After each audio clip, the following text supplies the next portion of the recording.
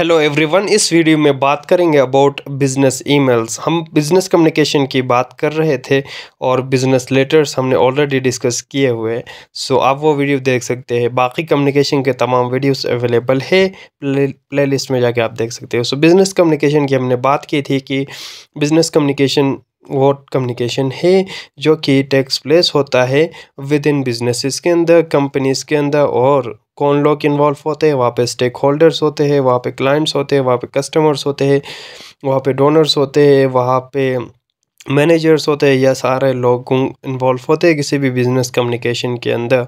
सो जब भी उनसे आपकी कम्युनिकेशन होती है उसको बिज़नेस कम्युनिकेशन कहा जाता है। सो बिज़नेस कम्युनिकेशन क्योंकि फॉर्मल सेटिंग के अंदर होती है तो ये फॉर्मल कम्युनिकेशन कहलाता है। और जो लैंग्वेज आप यूज़ करेंगे ऑब्वियसली फॉर्मल लैंग्वेज यूज़ करेंगे। सो हमने बिज़नेस लेटर्स की बात की थी कि किस तरह लिखते हैं, बट आज की इस वीडियो में बात करेंगे बिज़नेस लेटर्स किस तरह लिखते हैं, लैंग्वेज किस तरह यूज़ करना है, ये सारी चीज़ें डिटेल के साथ। सो ईमेल्स आप लिखते होंगे डिफरेंट पर्पस के लिए, डिफरेंट कॉन्टेक्स्ट के अंदर। फॉर एग्जांपल किसी स्कॉलरशिप के लिए, किसी एप्लीकेशन, किसी आपका कोई रिक्वेस्ट होगा, किसी चीज़ को अप्रोच करना है या मोर इन्फॉर्मेशन आपको चाहिए किसी कंपनी के बारे में, किसी प्रोडक्ट के बारे में, तो आपने उनको ईमेल्स लिखे होंगे। तो डिफरेंट कॉन्टेक्स्ट के अंदर हम ईमेल्स लिखते हैं। बेसिक पर्पस क्या है ईमेल्स का? सो बिज़नेस ईमेल्स की बात की जाए तो they are used in a formal professional manner में कम्युनिकेट करने के लिए वो यूज़ होते हैं। और इनका ये फ़ायदा है कि आपको क्विक रिस्पॉन्स मिलता है, क्लियर कम्युनिकेशन होती है वैरायटी ऑफ बिजनेस कॉन्टेक्स्ट के अंदर। जैसा कि आपने कोई इंक्वायरी करनी है, कोई पूछताछ इंफॉर्मेशन आपको चाहिए, या आप इंफॉर्मेशन प्रोवाइड कर रहे हैं लोगों को, तो आप लिखते होंगे। या एड्रेसिंग इश्यूज़ को एड्रेस करना हो तब भी आप ईमेल्स लिखते हैं। फॉर एग्ज़ाम्पल आप यहाँ पे देखें, आपके पास सोशल के अंदर बहुत सारे ईमेल्स आपको देखने को मिलेंगे। लोग आपको डिफरेंट तरीके से ईमेल्स भेजते हैं जिसको ईमेल मार्केटिंग भी कहा जाता है।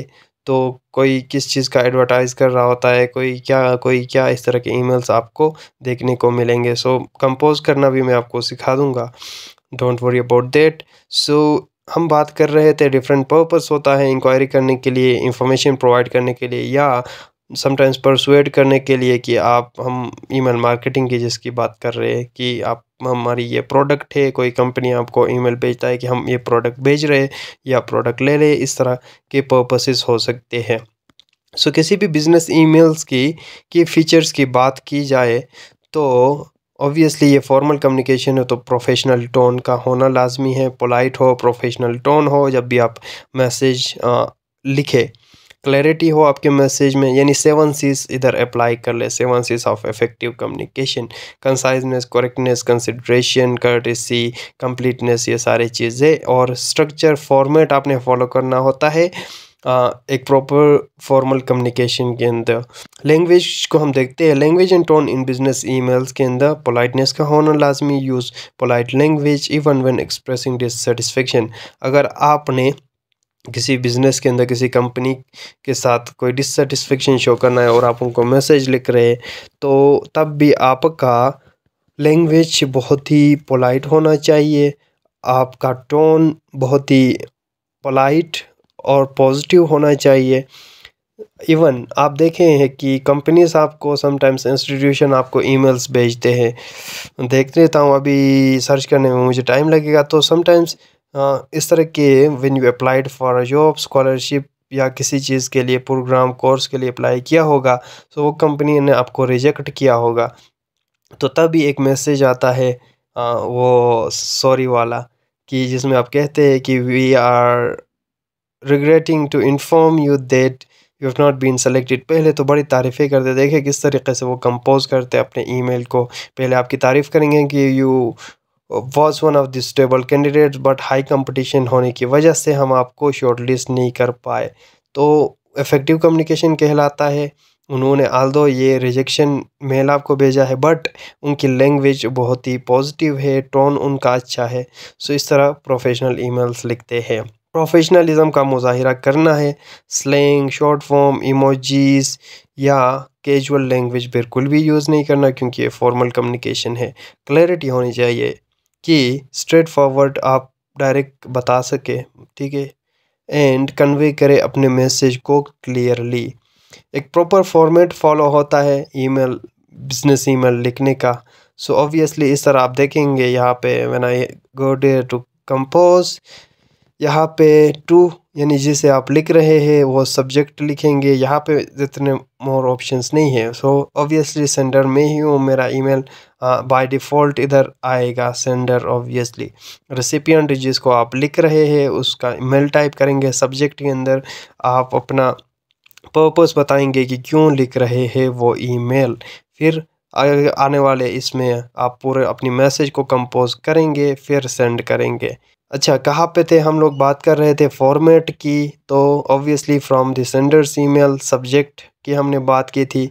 सो within the message body के अंदर आप अपनी मैसेज को शुरू करेंगे विद अ प्रॉपर ग्रीटिंग या सैल्यूटेशन के साथ। Dear sir, respected sir, hello sir.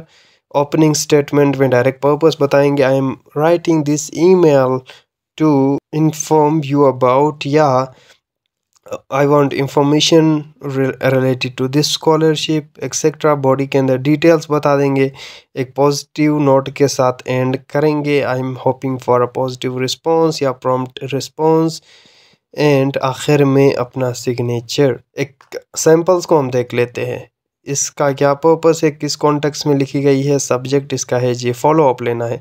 आपने किसी से मीटिंग स्केड्यूल कराया, फिर कोई ख़बर नहीं आई, आपको गायब हो गए वो लोग, तो आप फॉलो अप ले रहे कि क्या सूरत हाल है।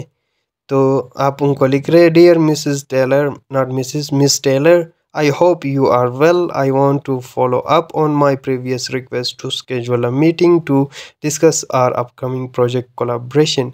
देखिए, उनको पहले रिमाइंड करा रहा है, प्रीवियसली हमने स्केड्यूल किया हुआ था तो कोई रिस्पॉन्स नहीं आया, मैं उसके लिए वेट कर रहा हूँ। Could you please let me know आप अवेलेबल है नेक्स्ट वीक कि नहीं।